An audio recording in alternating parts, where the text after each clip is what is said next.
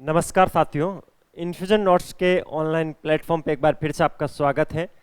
Daily current affair के session में आज अपन 30 और 31 मार्च 2025 का जो भी मोस्ट इम्पोर्टेंट करंट अफेयर है उसको एक साथ कवर करने वाले हैं। देखिए 30 और 31 सर अपनी तो वैसे डेली करंट अफेयर की क्लास होती, तो 30 तारीख को संडे था, संडे को अपना ऑफ रहता है। बाकी प्रत्येक दिन अपनी क्लास होती है।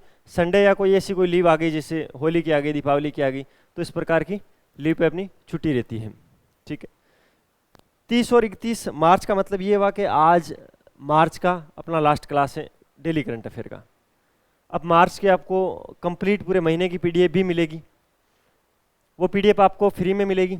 कैसे लेनी है उसका तरीका मैं आपको बता दूंगा। इसके अलावा जो डेली करंट अफेयर की अपनी क्लास होती है उसकी पीडीएफ भी आपके पास डेली की डेली होना बहुत ही ज़रूरी है, क्योंकि यहाँ पर मैं प्रत्येक क्वेश्चन को आपको डिटेल एनालिसिस के साथ कवर करवाता हूँ और जो भी चीज़ें मैं आपको डिटेल में लिखवाता हूँ वो सारी सिस्टमेटिक तरीके से इस पीडीएफ में लिखी हुई मिल जाती है। इसलिए आपको पीडीएफ लेने का तरीका पता होना चाहिए, जो कि इस क्लास के अंत में मैं आपको बता दूंगा। बाकी आप किसी भी गवर्नमेंट एग्जाम की तैयारी कर रहे हो, प्रत्येक एग्जाम की दृष्टि से ये क्लास बहुत ही इंपॉर्टेंट है। आज ईद है भाई, तो सबको ईद मुबारक। चलिए आज की क्लास को शुरू करते हैं। पहला क्वेश्चन क्या है, हाल ही में भारतीय बैंक संघ, आईबीए जिसको शॉर्ट में बोलते हैं, ठीक है, भारतीय बैंक संघ के अध्यक्ष के रूप में किसे चुना गया है? तो भाई वो चुना गया है CS सेट्टी को। ऑप्शन नंबर 3 इस क्वेश्चन के परिप्रेक्ष्य में राइट ऑप्शन है, आपको ध्यान रखना है। ठीक है, वैसे सेट्टी है कौन? तो SBI के चेयरमैन हैं।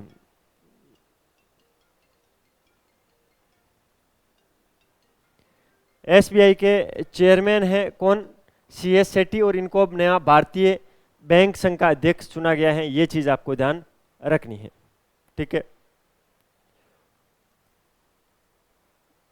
इसके अलावा अभी जो भारतीय बैंक संघ है IBA, इसने बहुत बड़ा परिवर्तन किया है अपने पूरे सिस्टम के अंदर।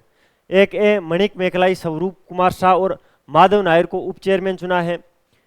KB रमेश बाबू मानद को सचिव चुना है। तो ये सारी चीजें आपको ध्यान रखनी है। रमेश बाबू को मानद सचिव चुना है।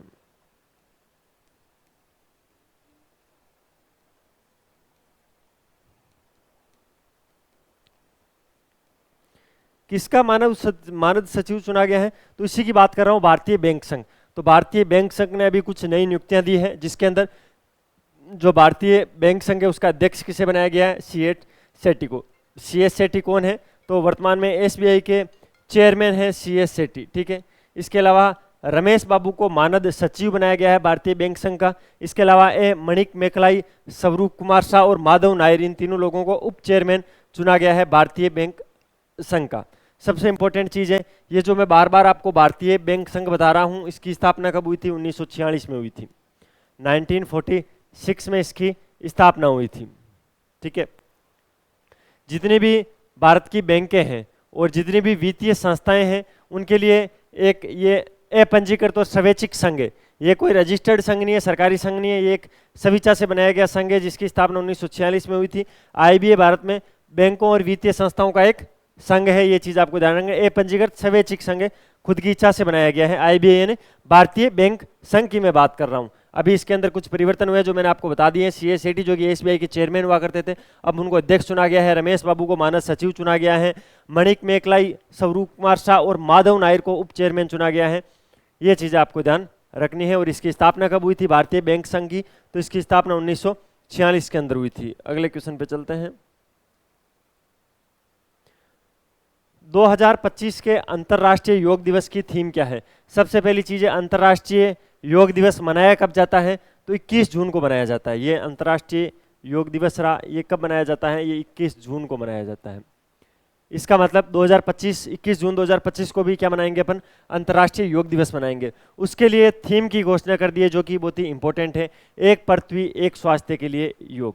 ऑप्शन नंबर 2 इस क्वेश्चन के परिप्रेक्ष्य में राइट ऑप्शन है। और मैं फिर बता दूं ये क्वेश्चन क्या है, मोस्ट इंपॉर्टेंट है। इस क्वेश्चन के आगे IMP लिख के डॉट लगा देना। ये क्वेश्चन पूछा ही जाएगा एग्जाम के अंदर। अंतर्राष्ट्रीय योग दिवस 2025 के अंदर जो 21 जून को मनाया जाएगा, उसकी थीम क्या है? एक पृथ्वी एक स्वास्थ्य के लिए योग। ये चीज आपको ध्यान रखना है। क्या है? एक पृथ्वी एक स्वास्थ्य के लिए योग नहीं, योग। एक पृथ्वी एक स्वास्थ्य के लिए योग है। अंतर्राष्ट्रीय योग दिवस 2025 की थीम है ये। समझ गए आप? जो कि समग्र स्वास्थ्य पर केंद्रित है। सभी प्रकार के स्वास्थ्य के लिए योग करते हैं। योग ऐसा नहीं किसी एक बीमारी के लिए किया जाता है, योग सभी बीमारियों के लिए एक समग्र इलाज माना जाता है और समग्र स्वास्थ्य को केंद्रित करते हुए ये थीम चुनी गई है। 21 जून को मनाया जाता है। इसके पीछे इसको मनाया क्यों जाता है? ये दिन व्यक्तिगत कल्याण और पर्यावरण जागरूकता को बढ़ावा देने के लिए भी मनाया जाता है। कब से इस दिवस को अपन मना रहे हैं? 2014 से अंतर्राष्ट्रीय योग दिवस को मनाया जा रहा है। कब से? 2014 से। 2014 संयुक्त राष्ट्र के द्वारा इस दिवस की स्थापना की गई थी और 2015 को पहली बार इस दिवस को मनाया गया था। वार्षिक विषय के साथ इसको मनाया जाता है, यानी प्रत्येक वर्ष का एक विषय होता है और फिर अगले वर्ष जैसे ही नया योग दिवस अपन मनाते हैं एक नया विषय दे देते हैं। इसी प्रकार 2025 का नया विषय क्या रखा अपन ने? एक पृथ्वी एक स्वास्थ्य के लिए योग इंपॉर्टेंट चीज है। ऑप्शन नंबर 2 इस क्वेश्चन के परिप्रेक्ष्य में एकदम राइट आंसर है। अब चलते हैं अगले क्वेश्चन पे। आज का अपना अगला क्वेश्चन क्या है? NFRA और IIT कानपुर, इन दोनों ने भी एक हैथकॉन आयोजित करवाया था दोनों ने मिलकर। आपसे इस क्वेश्चन में ऐसा पूछा है वो किस विषय पर हैथकॉन था? हैथकॉन का मतलब ये समझ लो कि छोटी सी प्रतियोगिता थी, ठीक है। NFRA और IIT कानपुर ने वित्त में जनरेटिव AI के लिए हैथकॉन आयोजित करवाई थी। वित्त में जनरेटिव AI, यानी आर्टिफिशियल इंटेलिजेंस, इस AI का मतलब यहाँ पर ये हुआ। AI का मतलब क्या हुआ? Artificial intelligence. और वित्त में जनरेटिव AI है वो किन वित्त में जनरेटिव AI पर एक हैथकॉन आयोजित हुआ, वो किन दो संस्थाओं की सहयोग से हुआ? आपसे ये भी एग्जाम में पूछा जा सकता है, तो आपको ध्यान रखना है NFRA और IIT कानपुर की मदद से हुआ था। वित्तीय विवरण विश्लेषण को सरल बनाने के लिए बड़े भाषा मॉडल और जनरेटिव AI का पता लगाने के लिए एक हैथकॉन आयोजित हुआ था। वित्तीय विवरण विश्लेषण को सरल बनाने के लिए कैसे? अगर कोई वित्तीय विवरण है, वित्त की जानकारी है लेकिन बड़े आंकड़ों में है, उसको एकदम सरल तरीके से बनाने के लिए एक ऐसा भाषा मॉडल बनाया जाए, एक ऐसा जनरेटिव AI बनाया जाए जो उसको सरल तरीके से पेश कर दे। भाई जो पैसों का जो हिसाब किताब है ना, अगर कोई बहुत बड़े पैसों का हिसाब किताब है ना, उसके लिए एक ऐसा AI बना दिया जाए कि वो एकदम सरल करके उसको हिसाब किताब दे दे। इसके लिए ये हैथकॉन आयोजित हुई थी। NFRA और IIT कानपुर ने इसको आयोजित करवाया था। इस कार्यक्रम, ये जो कार्यक्रम हुआ था, हैथकॉन जो हुआ था, इसके अंदर जटिल जो वित्तीय डेटा थे, यानी कठिन पैसों के जो आंकड़े थे, उनको बेहतर निर्णय लेने के लिए, उनसे एकदम सटीक निर्णय लेने के लिए क्या किया गया? स्पष्ट आकर्षक कहानियां बनाई गई और इन कहानियों को में अलग अलग जगह ध्यान केंद्रित किया गया, जिसकी सहायता से क्या हुआ? एकदम सरल तरीके से वित्त का विश्लेषण हो सका। इसके अंदर VIT वेलोर था, MNIT इलाहाबाद था, IIT लखनऊ था और राजीव गांधी यूनिवर्सिटी है। इनकी जो विजेताएं टीमें थी, उन्होंने बहुत ही अच्छे अच्छे समाधान इसके लिए दिए थे। यानी जो मैंने ये टीमें बताई है, ये विजेता टीमें रही थी और इन्होंने बहुत ही अच्छा समाधान इसके अंदर प्रस्तुत किया था कि अगर कोई बड़ा वित्त हो, कोई बड़े जटिल वित्तीय डेटा हो, तो उसका सरल तरीके से हम विश्लेषण ऐसे कर सकते हैं। तो आपको ध्यान रखना है, वित्त में जनरेटिव AI के लिए NFRA और IIT कानपुर ने भी एक हैथकॉन का आयोजन करवाया था। ठीक है, यहाँ तक कोई दिक्कत मुझे नहीं लगता, यहाँ तक आपको किसी भी प्रकार की कोई दिक्कत होगी। देखिए, लगभग पिछले 6-7 महीने होने लगे। पिछले 7 महीने से आपको रेगुलर मेरी डेली करंट अफेयर की क्लास मिल रही है और 99% जो बच्चे हैं वो क्लास को एप्लीकेशन पे देखते हैं। अपना इन्फ्यूजन नोट्स का एप्लीकेशन है, वहाँ पर देखते हैं। इसके अलावा कुछ बच्चे यूट्यूब पर भी इस क्लास को देख रहे हैं। जो बच्चे एप्लीकेशन पे देख रहे हैं और जो बच्चे यूट्यूब पे देख रहे हैं, मैं मेरी एंड से कोशिश करता हूँ कि करंट अफेयर के अंदर इस एक लिमिटेड टाइम में जितने ज़्यादा डाटा बताया जाए उतने डाटा मैं बताने की कोशिश करता हूँ। आपने एक चीज़ नोटिस की होगी, मैं कभी भी क्लास में टाइम पास नहीं करता हूँ। आता हूँ, सीधी फैक्चुअल चीज़ें बताता हूँ, जो चीज़ें समझाने वाली होती है उसको समझाता हूँ। मैं टाइम वेस्ट कहाँ करता हूँ? मैं टाइम वेस्ट एक ही जगह करता हूँ कि मैं 2-2 बार 3-3 बार चीज़ों को बोलता हूँ, लेकिन वो आपके लिए पॉजिटिव है, वो टाइम वेस्ट नहीं है। जब मैं आपको 3-4 बार किसी चीज़ को बोल के बताऊंगा ना, तो आपको लंबे टाइम तक याद रहेगा, फिर रिवीजन करने की भी आवश्यकता भी नहीं होगी, मेरा ऐसा मानना है। इसीलिए मैं आपको बताता हूँ। बाकी क्लास की लेंथ कोई ज़्यादा खराब नहीं है, 25-30 मिनट की क्लास होती है, इतनी करंट अफेयर की क्लास बनी जाती है। कभी कभार शॉर्ट में हो तो 20 मिनट के आसपास इसको खत्म कर देते हैं। राजस्थान करंट अफेयर की होती है, इंडिया करंट अफेयर की। अगर किसी बच्चे को कोई भी चीज़ समझ में नहीं आ रही है तो ये कमेंट का ऑप्शन आपके लिए है। आप मुझे कमेंट करके बता सकते हो कि सर आपने ये चीज़ पढ़ाई थी, मेरे समझ में नहीं आई थी। ये आपका अधिकार है और मेरा कर्तव्य ये बनता है कि मैं अगले दिन आते ही सबसे पहले उस चीज़ को पढ़ाऊँ। तो आप अपने अधिकारों का फ़ायदा उठाओ, मैं मेरे कर्तव्यों को पूरा करने की कोशिश करूंगा। इसीलिए आपको क्या करना है, अगर कोई चीज़ समझ में नहीं आती तो कमेंट बॉक्स में बताना है। अच्छा, वेल गुड, अगर सारी चीज़ें आपको समझ में आ रही है तो फिर तो दिक्कत ही क्या है। वीडियो को लाइक करो, चैनल को सब्सक्राइब करो, अपने दोस्तों के साथ शेयर करो। हैं। अच्छा कमेंट करो जिससे एकदम ऐसे मैं मोटिवेट हो जाऊं, फिर अगले दिन आपको और अच्छे से क्लास पढ़ाऊं। तो ये सारी चीज़ें आप अच्छे से देख लिया करो, मैनेज कर लिया करो, ये आपका काम है। इस क्लास की पीडीएफ कैसे मिलेगी वो मैं आपको बता देता हूँ। ये जो नंबर है ना 9887809083, ये हमारी टीम के नंबर हैं। आपको इस पर कॉल या मैसेज करना है कि सर मैं इस एग्ज़ाम की तैयारी कर रहा हूँ और मैं आपकी डेली करंट अफेयर की क्लास देखता हूँ, उसकी मुझे पीडीएफ चाहिए। आपको एक सिंगल टाइम मैसेज करना है, उसके बाद रेगुलर उस करंट अफेयर की पीडीएफ को भेजने का काम मेरी टीम का रहेगा, आपका नहीं। ठीक है, आप तो एक बार मैसेज कर देना, फिर आपको रेगुलर क्लास के बाद में पीडीएफ मिल जाएगी। और कुछ टाइम तो ऐसा आएगा कि क्लास से पहले भी आपको पीडीएफ मिल जाएगी। ठीक है, तो जल्दी से मैसेज कर देना। अच्छा, ये करेंगे कैसे, भेजेंगे कैसे, आपको ब्रॉडकास्ट चैनल में ऐड कर देंगे ये। तो ये नंबर भी आप आपके मोबाइल में इन्फ्यूजन नोट्स के नाम से सेव कर लेना, तभी आएगी आपके पास पीडीएफ। ठीक है, तो नंबर सेव कर लेना, वो आपको ब्रॉडकास्ट चैनल में ऐड कर देंगे, जहाँ पर आपको डेली की डेली क्लास के बाद में पीडीएफ मिलती रहेगी। आपके नंबर भी कहीं इश्यू नहीं होंगे, आप भी किसी के नंबर नहीं देख सकते हो, प्राइवेसी का कोई इश्यू नहीं है। ठीक है, ये क्या है सर इतनी बड़ी वेबसाइट, तो ये है भाई www.infusionnotes.com, जो कि अपनी ऑफिशियल वेबसाइट है। इस वेबसाइट पे क्या मिलता है सर, इस पे आपको मिलेगा, आप अगर किसी भी गवर्नमेंट एग्जाम की तैयारी कर रहे हो, उसके लिए अगर आपको हैंड रिटन नोट्स की रिक्वायरमेंट है तो हैंड रिटन नोट्स मिलेंगे। नोट्स बड़े ही शानदार हैं। इन नोट्स के अंदर flow chart, diagram, index, to the point चीज़ें लिखी गई है। अकॉर्डिंग टू जो सिलेबस है, सिलेबस के अनुसार ये नोट्स कंप्लीट तैयार है। सबसे अच्छी चीज़ है, आपके घर पे इसको डिलीवर करवा देंगे। बेस्ट एकदम कवर पेज हवर पेज लगा के एकदम शानदार तरीके से आपके घर पे पहुंचा देंगे। उससे भी अच्छी बेस्ट चीज़ क्या, अभी नवरात्रा का ऑफर चल रहा है, इसके अंदर होगा क्या, आपको डिलीवरी चार्ज नहीं देना, डिलीवरी चार्ज बिल्कुल फ्री है। और कैश ऑन डिलीवरी का ऑफर भी है, कैश ऑन डिलीवरी भी आप मंगवा सकते हो। अगर आप पहले पेमेंट करते हो तो आपको एक 10% की स्पेशल छूट मिलती है, तो उसका फायदा उठाना हो तो पहले कर देना। अदरवाइज भाई मैं तो कैश ही रखता हूँ, फ़ोन पे नहीं चलाता हूँ, तो घर पे आने के बाद आप पेमेंट कर सकते हो। ठीक है, ये है अपना इंस्टाग्राम अकाउंट infusion/notes के नाम से। इस पे क्या मिलेगा आपको, बाय द वे अगर आप किसी दिन क्लास नहीं ले पाते हो ना, तो यहाँ पर हम क्या करते हैं, डेली की डेली क्लास के बाद में इस क्लास के जितने भी इंपॉर्टेंट क्वेश्चन हैं उनको वहाँ पर अच्छे से एडिट करके डाल देते हैं, तो वहाँ पर भी देख सकते हो। क्लास नहीं भी लेते हो, कितने भी बिजी हो, इंस्टाग्राम तो चलाते ही हो, उसके बिना तो मर जाओगे नहीं चलाओगे तो, है तो इंस्टाग्राम से आप उसको ले सकते हो, ये चीज़ आपको ध्यान रखनी है। चलिए अगले क्वेश्चन पे चलते हैं। हुरून अरबपतियों की सूची 2025 में भारत किस स्थान पर है। अभी एक सूची आई थी हुरून अरबपतियों की सूची, हर साल आती है, 2025 की आई थी, उसके अंदर भारत का रैंक आपसे पूछा है, तो भारत विश्व में तीसरे स्थान पर है। अरबपतियों की सूची आई थी, अच्छी सूची है ये। ठीक है, हुरून अरबपतियों की सूची है जिसमें भारत की रैंकिंग कौन सी है, तीसरी रैंकिंग है। देखो सबसे पहले तो ये फैक्ट इंपॉर्टेंट है, क्वेश्चन सीधा सीधा पूछा जा सकता है। भारत में अब 284 अरबपति है, कितने, 284, 284। इस रिपोर्ट के हिसाब से भारत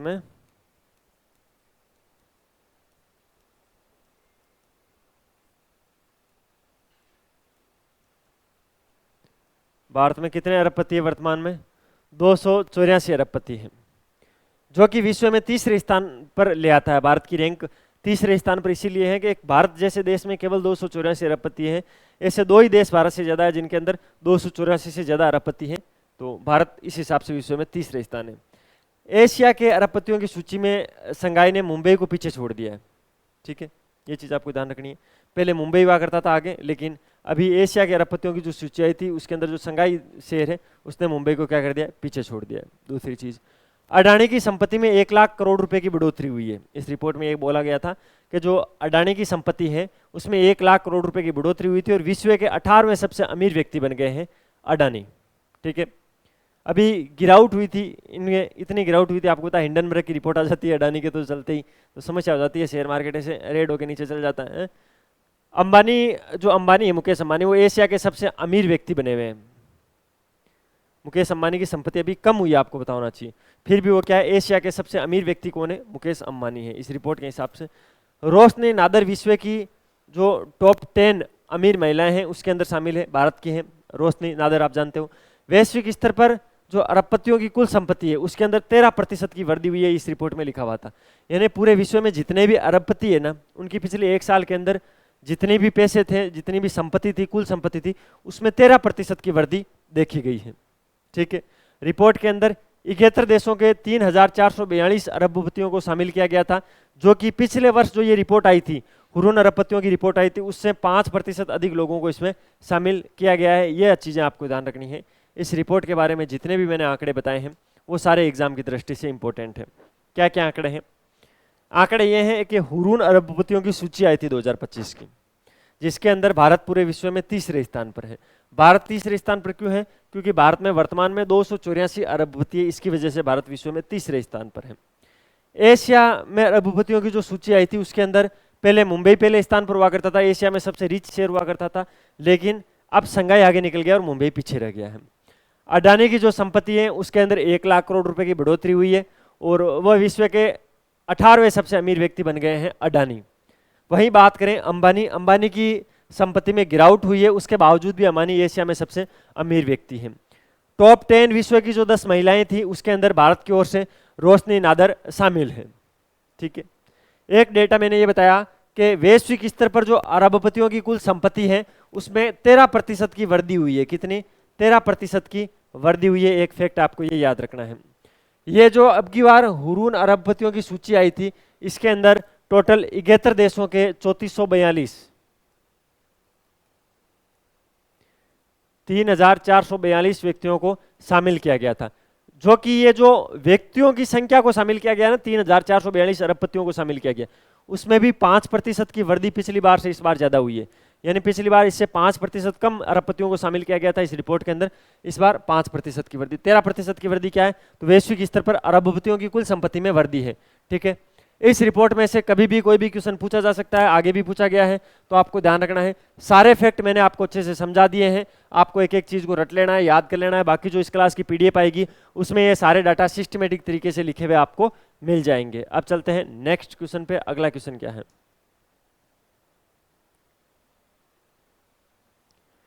वैसे देखो, इस क्वेश्चन को अगर रिवर्स लिखते ना थोड़ा ये क्वेश्चन ऑथेंटिक ज्यादा हो जाता, लेकिन जैसा लिख दिया एक बार पढ़ लेते हैं।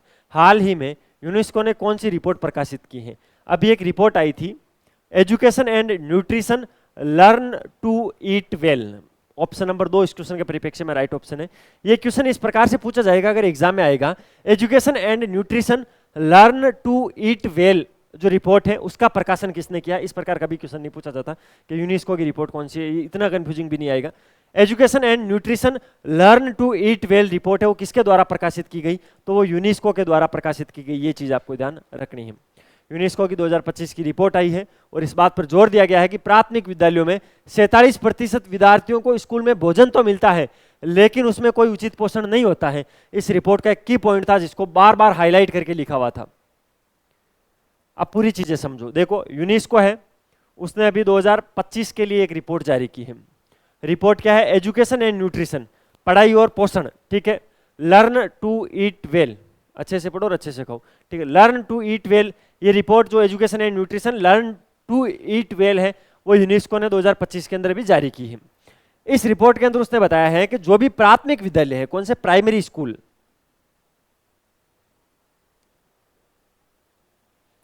प्राथमिक विद्यालयों की बात की गई है। जो भी प्राथमिक विद्यालय है उसके अंदर 47% विद्यार्थियों को स्कूल में भोजन मिलता है।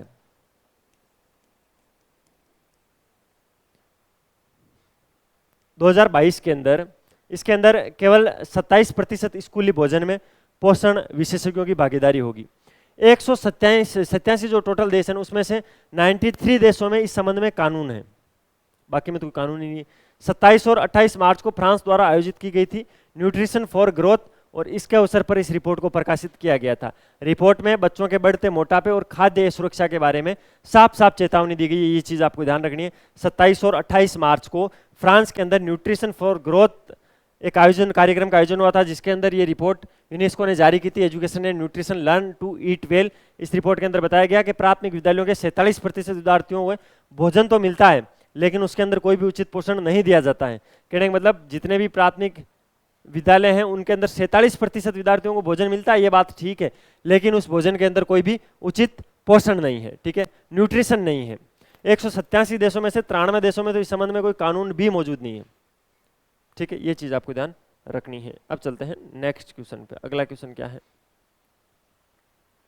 हाँ भाई, इस क्वेश्चन को पढ़ोगे तो आपको ऐसा फील होगा ये क्वेश्चन गलत है, लेकिन गलत नहीं है, क्वेश्चन बिल्कुल सही है।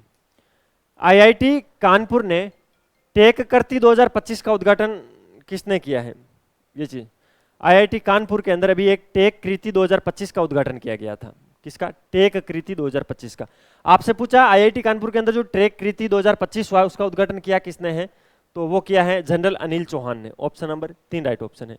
सीडीएस जनरल अनिल चौहान ने टेक करती 2025 का उद्घाटन किया है, जिसमें भारतीय सशस्त्र बलों में तकनीकी आधुनिकीकरण यानी मॉडर्न टेक्नोलॉजी की आवश्यकता पर प्रकाश डाला है, जिसमें एआई हो गया, आर्टिफिशियल इंटेलिजेंस हो गया, साइबर हो गया, क्वांटम कंप्यूटर हो गई, संज्ञानात्मक प्रौद्योगिकी हो गई, इन सब पर ध्यान केंद्रित किया गया। जनरल चौहान ने रक्षा और प्रौद्योगिकी में कैरियर बनाने वाले छात्रों के लिए लचीलापन और नवाचार के महत्व पर भी जोर दिया। इस कार्यक्रम के अंदर अलग अलग रक्षा प्रदर्शनियां की गई। रक्षा के क्षेत्र में जो उन्नत टेक्नोलॉजी है उसका प्रदर्शन भी किया गया। तो आपको क्या ध्यान रखना है भाई, अभी आईआईटी कानपुर, आपसे ये भी पूछा जा सकता है टेक करती 2025 का आयोजन कहाँ पर हुआ था? आईआईटी कानपुर के अंदर हुआ था, जिसका उद्घाटन किसने किया था? जनरल अनिल चौहान ने किया था। टेक करती 2025 के अंदर क्या क्या हुआ था? तो मैंने आपको बता दिया गया कि भारतीय सशस्त्र बलों के अंदर जो तकनीकी आधुनिकीकरण है उसकी आवश्यकता पर प्रकाश डाला गया, जिसके अंदर एआई हो गया, साइबर हो गया, क्वांटम कंप्यूटिंग हो गई, संज्ञानात्मक प्रौद्योगिकी हो गई। इसके अलावा जो बच्चे रक्षा और प्रौद्योगिकी में अपना कैरियर देख रहे हैं उन छात्रों के लचीलेपन और नवाचार के महत्व पर जोर दिया गया है। इस कार्यक्रम के अंदर अलग अलग रक्षा प्रदर्शनियां की गई हैं। रक्षा के क्षेत्र के अंदर जो उन्नत तकनीकें भी विकसित हैं उनका प्रदर्शन भी किया गया है। तो आपको ध्यान रखना है, इसमें से कोई सा भी फैक्ट आपसे एग्जाम में पूछा जा सकता है। हाल ही में भारत और जापान ने कितनी परियोजनाओं के लिए 191.73 बिलियन येन, ये येन का निशान है भाई, ठीक है, जापानी मुद्रा को येन बोलते हैं, ठीक है, उसके ऋण का समझौता किया है। अभी भारत और जापान ने एक ऋण पर समझौता किया है, जिसके अंदर जापान 191.73 बिलियन येन पैसे देगी, भारत को ऋण देगी, ठीक है। कितनी परियोजनाओं के लिए देगी, आपसे ये पूछा है। क्वेश्चन अगर इस फॉर्मेट में आता तो मैं मानता हूं बहुत ही हिट क्वेश्चन है। बताओ, 6 परियोजनाओं के लिए ऋण मिलेगा। कितनी? 6। ऑप्शन नंबर 3 राइट ऑप्शन है। हाल ही में भारत और जापान के बीच में 6 परियोजनाओं के लिए 191.73 बिलियन येन का ऋण समझौता हुआ है, ठीक है। ये जो परियोजनाएं होगी वो जल के क्षेत्र में होगी, परिवहन के क्षेत्र में होगी, वानिकी के क्षेत्र में होगी, कृषि से जुड़ी हुई परियोजनाएं होगी। टोटल 6 परियोजनाएं होगी, 6 विकास परियोजनाएं होगी। क्या होगी? 6 विकास परियोजनाएं होगी, आपको ध्यान रखनी है। इसके लिए 191.73 बिलियन येन के ऋण के समझौता हुआ है। प्रमुख परियोजनाओं की बात की जाए तो टीएन निवेश संवर्धन चरण 3rd चलने वाला है। दिल्ली मेट्रो का 4था चरण चलाया जाएगा। चेन्नई व्हील लवणीकरण संयंत्र का 2nd चरण चलाया जाएगा। तो ये मैं प्रमुख परियोजना बता रहा हूं जिसके लिए जापान ने 191.73 बिलियन येन का ऋण दिया है। किन किन के लिए? टीएन निवेश संवर्धन चरण, उसका 3रा चरण चलना है टीएन निवेश संवर्धन का। दिल्ली मेट्रो का 4था चरण चलना है और चेन्नई व्हील लवणीकरण संयंत्र है उसका 2रा चरण चलना है, ठीक है। भारत को जापान की आधिकारिक विकास सहायता के अंतर्गत ये पैसे दिए गए हैं, ये चीज आपको ध्यान रखनी है। इस प्रकार के क्वेश्चन कभी कभार एग्जाम में पूछे जाते हैं, ठीक है। येन का निशान आपने पहचान लिया ना, तो एकदम येन का निशान आप अच्छे से पहचान लेना, काम आएगा। अगला क्वेश्चन, यूरोपीय अंतरिक्ष एजेंसी ईएसए का गया मिशन भाई ये बहुत ही अच्छा मिशन है, मैं इसको अप्रिशिएट करता हूं। गया मिशन किस कारण से 12 वर्षों के बाद 15 जनवरी 2025 को समाप्त हो गया?